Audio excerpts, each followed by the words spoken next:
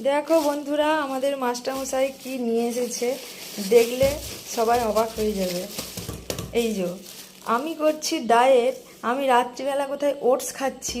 হ্যাঁ, মানে অত তরকারি দিয়ে রুটি সুন্দর করে খাওয়া যায়, অত অত রকমের তরকারি রুটি কত মুখরোচক জিনিস হবে খাওয়া যায়, তা না করে আমি কি করছি, ওটস খাচ্ছি। হ্যাঁ, যাতে ওয়েটটা লস হয়, তারপরে যাতে শরীরটা হালকা থাকে, যাতে রোগা হতে পারি।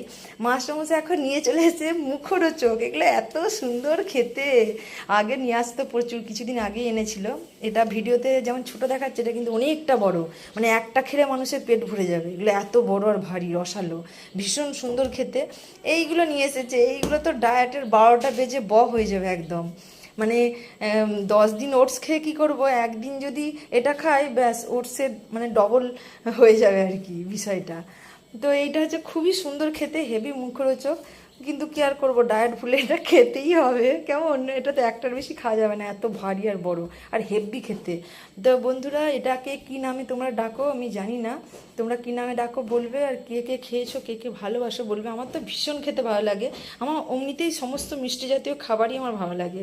অনেকে বলে ঝাল ঝাল মুখরোচকগুলো খেতে ভালো লাগে, কিন্তু আমার সমস্ত মিষ্টি জাতীয় খাবারই খেতে ভালো লাগে। ঠিক আছে।